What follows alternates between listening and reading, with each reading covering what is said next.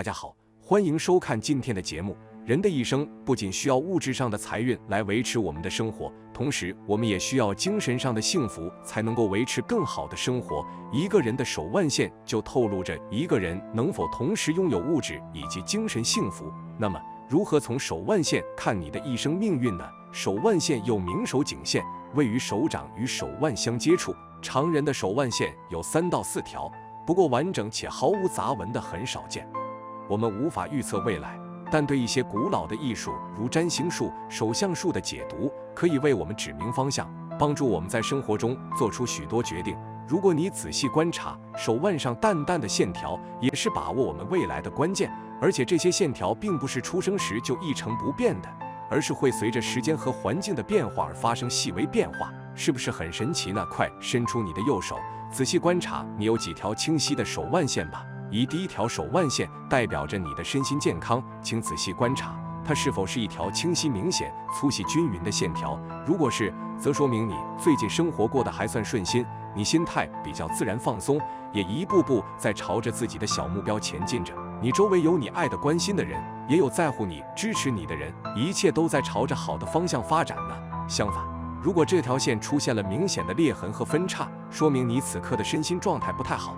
也许你最近身体比较虚弱，睡眠不足，或者怎么睡都睡不饱，还有可能因为压力过大而食欲不振、暴饮暴食。如果是这样，也许你该停下脚步，好好思考一下，重新规划人生计划哦。记住，请努力去追求那些能够真正让你发自心底喜爱和快乐的人和事，而不是别人眼里应该要把握的人和事。2，你的第2条手腕线，你的第2条足够长、足够清晰吗？如果是，那恭喜你，说明你最近的财运很不错，有可能会在近期获得或已收获一笔意外之财。好好计划一下该怎么用它吧。如果你的第2条手腕线比较短、模糊，或出现了意外的断裂，则说明你最近有为金钱而苦恼呢。也许你是担心每个月的账单还不上，需要分期；也许你是有了心仪的物件想购入，却囊中羞涩。不论如何，你最近应该是一直都在想如何获取更多的财富吧。记住，追求金钱不是坏事，但别忘了自己的初心，别因贪图偏财快钱而得不偿失啊。第3条手腕线，我相信大多数人都没有这条线，这必须是非常清晰明显的一条。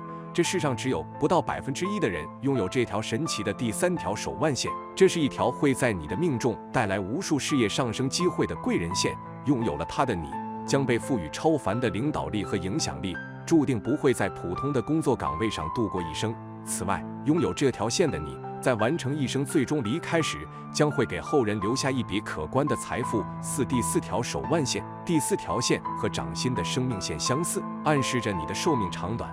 如果你的第4条线修长清晰，则说明你会是个非常健康长寿的人。请乐观地看待眼前的不顺吧，毕竟你拥有很多人渴望却无法到达的明天。也许此刻孤单寂寞的你，未来会是一个儿孙绕膝、温柔慈祥的老爷爷老奶奶呢。第4条线不够清晰、不够修长的你也不用太担心。如今科技和医疗水平都在日益发达，也许到了我们年老的时候，人类已经发现了永生的秘密呢。未来这么远，谁知道会发生什么呢？过好当下的每一天总不会错。手腕线上有3角纹，大部分人的手腕处有1条手腕线。如果有3条手腕线，只要其中任何1条手腕线上有其他纹路形成的像三角形一样的纹路，如下图，这种人必定会大富大贵，能够从自己的祖上和父辈得到大量的家产，并且这种类型的人天资聪颖，拥有奇才奇智，自己创业或者从政都能取得非凡的成就，自然会钱财满仓，富贵无人能比。手腕线第1条有链状纹，第1条手腕线上有类似波浪形的链状纹，并且另外2条手腕线深刻清晰。有这种纹路的人，年轻的时候因为家中物质条件不是太好，有一定的自卑心理，但到中年之后，由于年轻时候的磨练，做事情韧性十足，能够在工作或者自己的事业上埋头苦干，取得非常好的成就的同时，能够得金钱无数，属于典型的好饭不怕晚、大器晚成的人。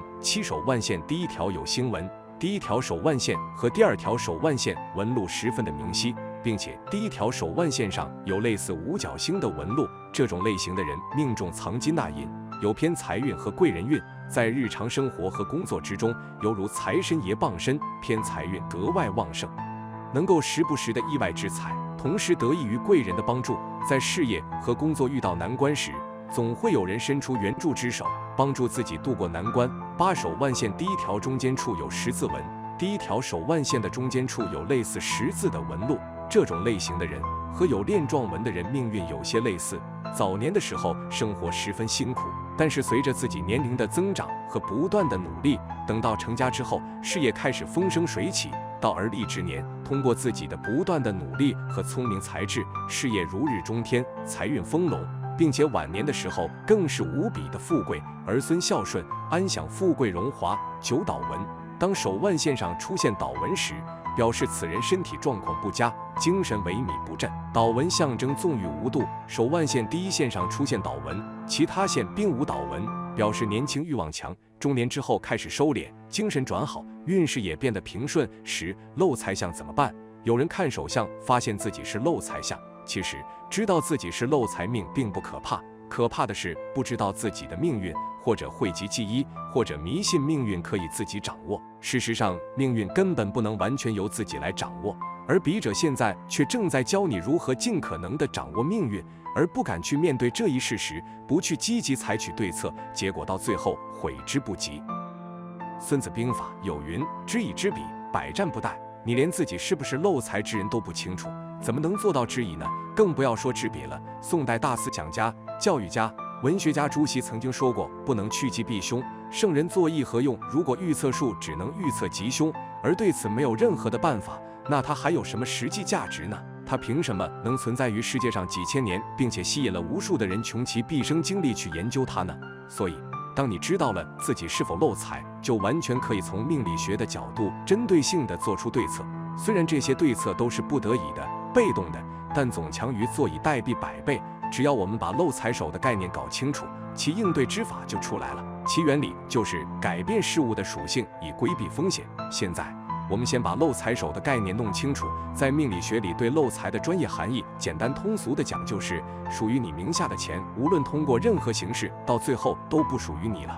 也就是说，只要你主动让这些钱改变属性，用破善财的方法，就可以从某种意义上避免漏财的命运。钱不再是你的，不一定是坏事，因为你总以为这是破财，但你毕竟不懂命理，只知其一，不知其二。你不知破财还分为破恶财与破善财之分。破恶财不必过多解释，就是你一直以来所理解的，被偷抢骗、做生意失败、大笔医药费等等天灾人祸之事。而破善财则是你积极的、明智主动的把钱花出去。相对来说，大部分人的财是无缘无故散掉的。手指漏财不可怕，凡事都有化解之道的。化解的办法就是戴戒指，戴戒指在食指上锁住去财之路，但什么人戴什么质地就有讲究了。比如玉戒就不是什么人都能戴的，比如中指或是食指戴着戒指，便可以减少破财的数目，这属于趋吉避凶的方法之一。另外一个办法是貔貅专食4方财，所以在蜀宅摆放貔貅鼠子里，或是如龙龟、葫芦等，都有聚财的功效。知道有漏财手这种情况，就要在平时的生活中多多注意，合理计划支配资金，不要让辛辛苦苦赚回来的钱就这么白白流走了。一购置不动产，钱花出去了，你手里没多少钱了，但你有房子、地皮，在当今房地产价格猛涨的中国，此为最佳之法。2、将现金交由其他可信之人，以他们的名义存入银行。你既然是漏财的人，在选择配偶时，就一定注意要找一个聚财的伴侣来弥补其先天命理上的不足。但如果你已经结了婚，你的伴侣比你还漏财的话，那就只有把钱交给父母或者其他人了，具体可视自身情况而定。3、将现金换成国库券、基金、股票、期货等等，具体是自身情况而定。4、借给可靠之人，等过了破财期再收回。5、家中的入户门上可以贴聚财门符，可以旺家庭的运势。个人身上佩戴太岁开运符，防止各种灾祸的发生。总结出漏财命的人规避风险的大原则，就是不要在名下拥有大量现金。只要掌握这一原则，你也可以根据自身的实际况状来制定对策。一个手掌上可能会有多种纹路出现，一命2运3风水，纹路亦随着运势的改变而改变。所谓相由心生，自己的风水自己亦可以调节。风水好了，运势好了，命自然会改变。所以世事无绝对，事在人为。好了，今天的分享就到这里，愿您时时心清静，日日是吉祥，期待下次与您的分享。